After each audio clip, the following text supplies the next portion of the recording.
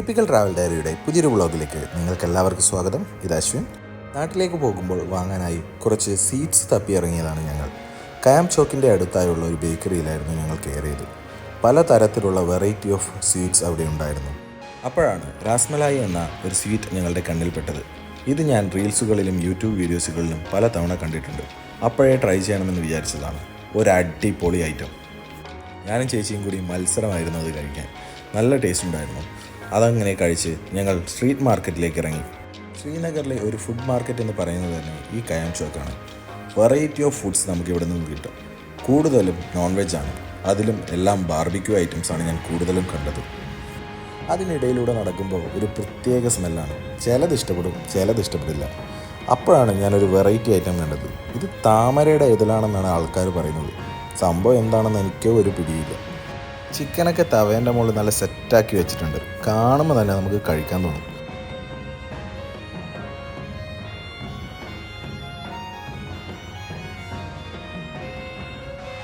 അപ്പോഴാണ് നല്ല മുറുമുറാന്നുള്ള ഒരു ഒനിയൻ പക്കോട കണ്ടത്. ഞങ്ങളൊരു 100 ഗ്രാം മേടിച്ചു. ഇവിടുത്തെ ടേസ്റ്റ് എങ്ങനെയാണെന്ന് അറിയണമല്ലോ. നാട്ടിൽ നമ്മൾ കഴിച്ചിട്ടുണ്ടെങ്കിലും ഇവിടുത്തെ ടേസ്റ്റ് ഈ തണുപ്പത്തൊന്നും കഴിക്കാൻ പ്രത്യേകതയായിരിക്കും എന്ന് വിചാരിച്ച് കഴിച്ചതാണ്. പ്രത്യേകിച്ച് നമ്മുടെ അത്ര ടേസ്റ്റൊന്നുമില്ല, കുഴപ്പമില്ല, അഡ്ജസ്റ്റ് ചെയ്യാം. അതിനുശേഷം ബ്രെഡിനെ കൊണ്ടുള്ള ഒരു പ്രത്യേക ഒരു ഐറ്റം കൊണ്ടുവന്നു. അതും നമുക്കൊരു സ്നാക്കായി കഴിക്കാമെന്നല്ലാതെ പ്രത്യേകിച്ച് പറയാൻ മാത്രമൊന്നുമില്ല. അങ്ങനെ ഇതൊക്കെ കഴിച്ച് ഞങ്ങൾ പൈസയും കൊടുത്ത് പിന്നെയും മുന്നോട്ടേക്ക് നീങ്ങി. കുറച്ച് മുന്നോട്ടേക്ക് പോയപ്പോൾ നല്ല വെറൈറ്റി ആയിട്ടുള്ള കുറേ ഐറ്റംസ് കണ്ടു. ഒന്നും വാങ്ങാനൊന്നുമില്ല.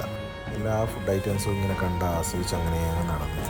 പിന്നെ പോരാത്തതിന് പുറത്ത് തന്നെ വെച്ചുകൊണ്ട് എല്ലാ ഫുഡിലും നല്ലപോലെ പൊടിയാകുന്നുണ്ട് എന്ന് എനിക്ക് തോന്നുന്നു. ചിലതൊക്കെ റാപ്പ് ചെയ്തിട്ടുണ്ട്, എന്നാലും കുറേയൊക്കെ നല്ലപോലെ പൊടിയായിട്ടുണ്ട്.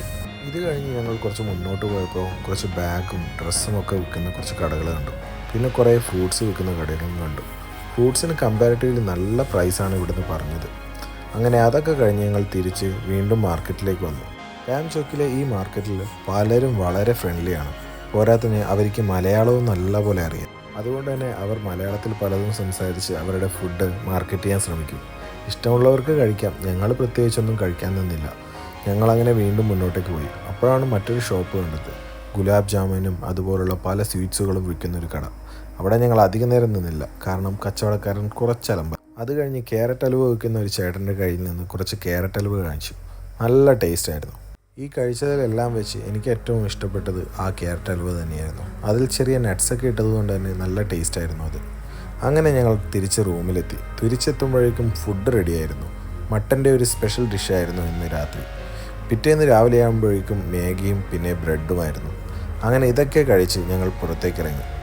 ഇന്നായിരുന്നു ഞങ്ങളുടെ ഹോം സ്റ്റേയിലെയും കാശ്മീരിലെയും ലാസ്റ്റ് ഡേ. അങ്ങനെ ഹോം സ്റ്റേയോട് വിട പറഞ്ഞ് ഞങ്ങൾ പുറത്തേക്കിറങ്ങി. ഫാമിലിയായി നിൽക്കാൻ പറ്റിയ ഒരു ബഡ്ജറ്റ് ഫ്രണ്ട്ലി ഹോം സ്റ്റേ ആണിത്. വളരെ നല്ല സർവീസായിരുന്നു ഇവിടുത്തെ. 24 hours ഹോട്ട് വാട്ടർ സൗകര്യവും ഹീറ്റിംഗ് ബ്ലാങ്കറ്റും വൈഫൈയും എല്ലാം ഇവിടെ അവൈലബിൾ ആയിരുന്നു. അതുകൊണ്ട് തന്നെ ഒരു കുഴപ്പവും കൂടാതെ ഞങ്ങൾ ആ ഹോം സ്റ്റേ എൻജോയ് ചെയ്തു. ഇന്ന് ഞങ്ങൾ പോകുന്നത് പെഹൽഗാമിലേക്കാണ്. ഇൻ്റർനാഷണൽ സ്റ്റാൻഡേർഡ് കീപ്പ് ചെയ്യുന്ന തരത്തിലുള്ള റോഡുകളായിരുന്നു പെഹൽഗാമിലേക്കുള്ളത്. വളരെ മനോഹരമായ നീറ്റ് ആൻഡ് ക്ലീനായ റോഡുകൾ. കൂടാതെ ഇരുവശങ്ങളിലായി നമുക്ക് ഒരുപാട് സാഫ്രോൺ തോട്ടങ്ങളും കാണാം. ഇതൊരു സാഫ്രോൺ മാർക്കറ്റാണ്. ഇവിടെ ഒരുപാട് സാഫ്രോൺ കടകളും നമുക്ക് കാണാം. അതിലൊന്നിൽ ഞങ്ങൾ കയറി. ഇവിടെ വ്യത്യസ്ത തരത്തിലുള്ള സാഫ്രോൺ പ്രൊഡക്റ്റുകളും ഡ്രൈ ഫ്രൂട്ട്സുകളും ഉണ്ട്. അങ്ങനെ ഞങ്ങളെ അവർ സാഫ്രോൺ ഇൻട്രൊഡ്യൂസ് ചെയ്തു. സാഫ്രോൺ പലതരത്തിലുണ്ട്. ഫേക്ക് സാഫ്രോണുകളുണ്ട്, ഒറിജിനൽ സാഫ്രോണുകളുണ്ട്. അതെങ്ങനെ നമുക്ക് തരംതിരിക്കാമെന്ന് നമുക്ക് അവർ കാണിച്ചു തരും. കുങ്കുമപ്പൂവിന് പൊതുവെ ഒരു ചവർപ്പ് രുചിയാണ്. കൂടാതെ അത് വെള്ളത്തിലിട്ടാൽ അത്ര വേഗം കളറിളകില്ല. കളർ ഇളകുന്നുണ്ടെങ്കിൽ അത് ഫേക്ക് ആയിരിക്കാൻ ചാൻസ് ഉണ്ട്. മൗണ്ടൻസിൽ നിന്നെടുത്ത പ്രത്യേകതരം ഒരു മരുന്ന് കൂട്ടാനത്. ആവശ്യമുള്ളവർക്ക് വാങ്ങാം. ഡയബറ്റീസിനും മേലുവേദനയ്ക്കും അത് വളരെ നല്ലതാണെന്നാണ് അദ്ദേഹം പറഞ്ഞത്. അങ്ങനെ ഞങ്ങൾ അനന്ത്നാഗ് ടൗണിലെത്തി. അവിടെ ഒരുപാട് ആപ്പിൾ തോട്ടങ്ങൾ ഉണ്ടായിരുന്നു. അതിലൊന്നിൽ ഞങ്ങൾ കയറി.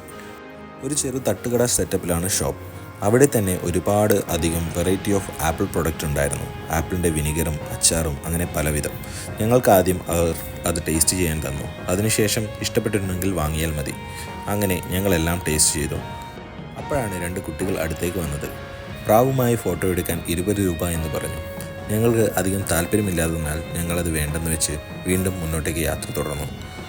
ഇപ്പോൾ യാത്ര ഒരു ഗ്രാമീണ പ്രദേശത്തോടു കൂടിയാണ്. ഇരു സൈഡിലായി നമുക്ക് നിരവധി വീടുകൾ കാണാം. അപ്പോഴേക്കും അങ്ങ് ദൂരെയായി ഞങ്ങൾക്ക് മഞ്ഞുമലകൾ തെളിഞ്ഞു വന്നിട്ടുണ്ടായിരുന്നു. വീണ്ടും മുന്നോട്ടേക്ക് പോയി. ഇരുവശങ്ങളിലായി കാണുന്ന മരങ്ങളിലെല്ലാം ഇലകൾ കൊഴിഞ്ഞിട്ടുണ്ടായിരുന്നു. വിൻ്റർ ആയതുകൊണ്ടാകാം. പിന്നെയും കണ്ടത് കുറച്ച് ദേവദാരു മരങ്ങളാണ്. 2-2.5 മണിക്കൂറുടെ യാത്രയ്ക്ക് ശേഷം ഞങ്ങൾ പഹൽഗാമിൽ എത്തിച്ചേർന്നു. ഇടതുവശത്തായി ഇടതൂർന്നൊഴുകുന്ന ഒരു ചെറിയ അരുവിയും ഉണ്ടായിരുന്നു.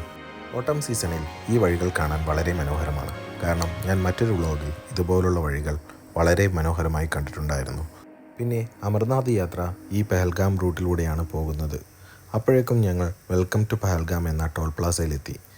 കാശ്മീരിൽ നിന്ന് നമ്മൾ ഗുൽമർഗ്, പഹൽഗാം, സോനമർഗ് ഇതുപോലുള്ള സ്ഥലങ്ങളിലേക്ക് പോകുമ്പോൾ രാവിലെ തന്നെ പുറപ്പെടണം. കാരണം അത്യാവശ്യം ദൂരമുണ്ട് എല്ലാ പ്ലേസിലേക്കും.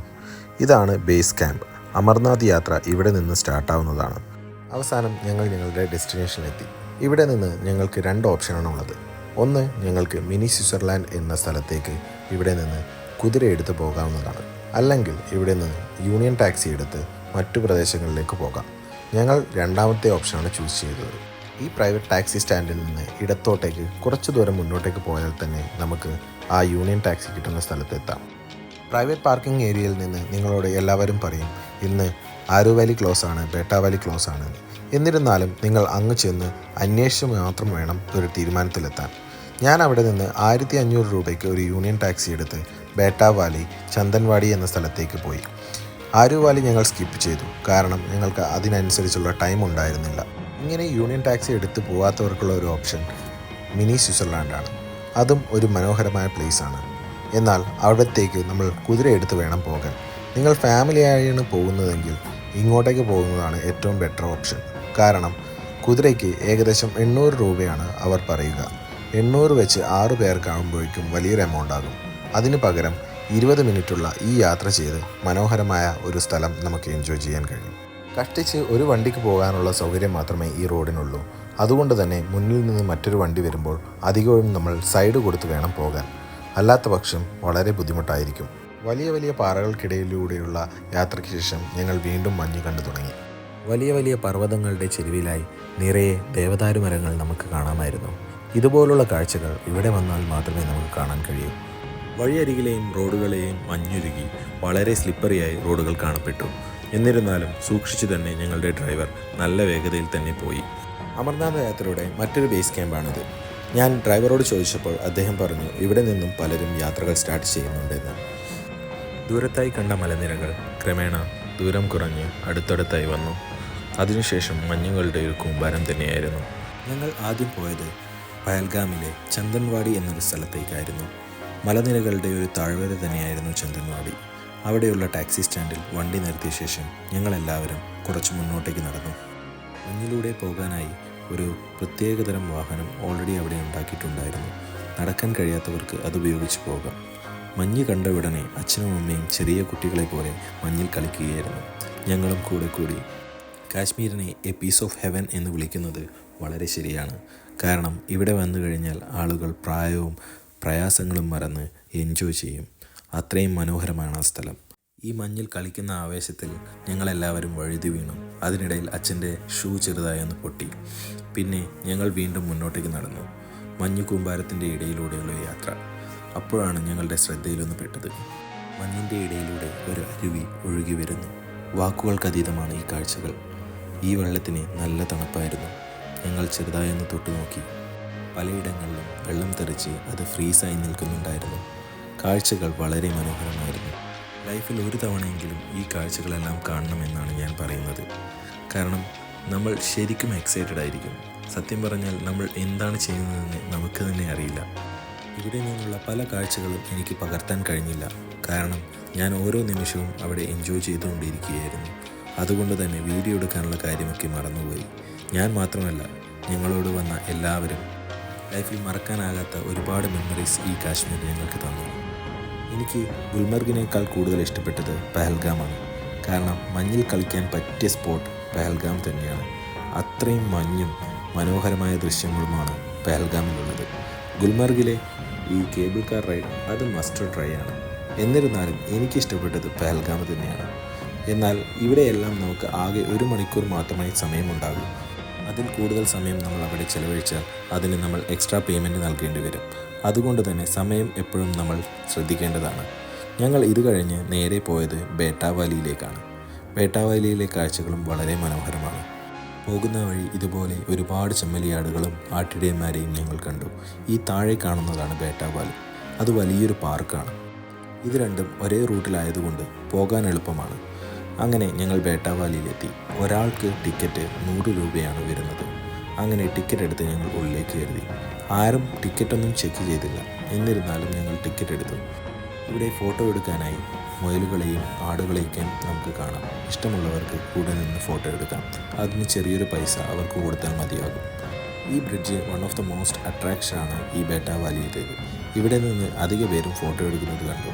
അത് കഴിഞ്ഞ് ഞങ്ങൾ ഉള്ളിലേക്ക് പോയി. ഇവിടെ വിശാലമായ ഒരു പാർക്കാണ്. ഇതിനുള്ളിലും ഡ്രസ്സുകൾ വാടകയ്ക്ക് കൊടുത്ത് കച്ചവടം നടത്തുന്നവരുണ്ട്. ഇവിടെ നിന്ന് ഡ്രസ്സ് എടുത്ത് നമുക്ക് ഫോട്ടോ എടുക്കാവുന്നതാണ്. ഓരോ ഫോട്ടോത്തിനാണ് അവർ വില പറയുക. അല്ലാത്ത പക്ഷം നമുക്ക് ക്യാമറയുണ്ടെങ്കിൽ ഫോട്ടോ എടുക്കാം. അങ്ങനെ ഞങ്ങൾ ഉള്ളിൽ നിന്ന് കുറച്ച് ഫോട്ടോസൊക്കെ എടുത്ത് വീണ്ടും പുറത്തേക്ക് വന്നു. ഇവിടെ ഉള്ളിൽ ചെറിയൊരു റെസ്റ്റോറൻറ്റ് ഉണ്ടായിരുന്നു. അവിടെ നിന്ന് ഫുഡ് കഴിച്ചതുകൊണ്ട് തന്നെ ഞങ്ങൾക്ക് ഒരുപാട് സമയം അവിടെ പോയി.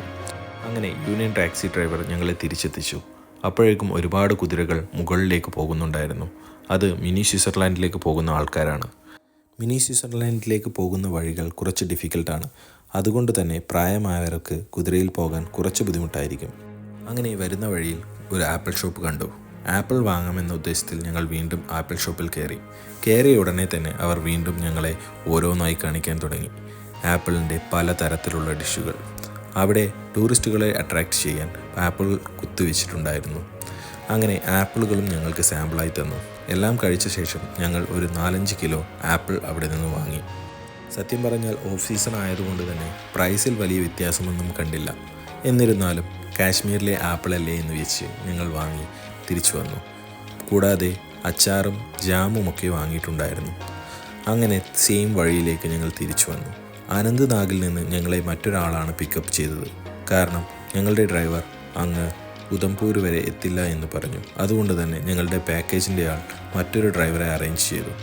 ഈ കാണുന്ന മാർക്കറ്റിലൂടെയായിരുന്നു പണ്ട് ഈ റോഡ് പോയിരുന്നത്. അതുകൊണ്ട് തന്നെ കുറച്ച് ഡിഫിക്കൽട്ടായിരുന്നു നമ്മൾ ഉദംപൂർ വരെ എത്തുക എന്നത്. 2 മണിക്കൂർ കൊണ്ട് എത്തേണ്ട യാത്ര നമ്മൾ 3-4 മണിക്കൂർ എടുക്കേണ്ടിയിരുന്നു. എന്നാൽ ഇപ്പോഴത്തെ പുതിയ റോഡുകൾ കാരണം നമുക്ക് പെട്ടെന്ന് തന്നെ ഉദംപൂരിലേക്ക് എത്താം. 2 മണിക്കൂർ മാക്സിമം മതിയാകും. മലനിരകളിൽ മിന്നാമിന്നുകളെ പോലെ വെളിച്ചം തെളിയിച്ച് നിൽക്കുന്ന വീടുകളെ കാണാൻ വളരെ മനോഹരമായിരുന്നു. രാത്രിയിലെ ഈ യാത്ര ഞങ്ങൾ കുറച്ച് പേടിച്ചിരുന്നു. കാരണം ഞങ്ങളുടെ ഡ്രൈവർ അത്യാവശ്യം നല്ല സ്പീഡിലായിരുന്നു വണ്ടി ഓടിച്ചത്. കൂടാതെ അദ്ദേഹം ഫോണും യൂസ് ചെയ്യുന്നുണ്ടായിരുന്നു. അങ്ങനെ ഫൈനലി ഞങ്ങൾ ഉദംപൂർ റെയിൽവേ സ്റ്റേഷനിലെത്തി.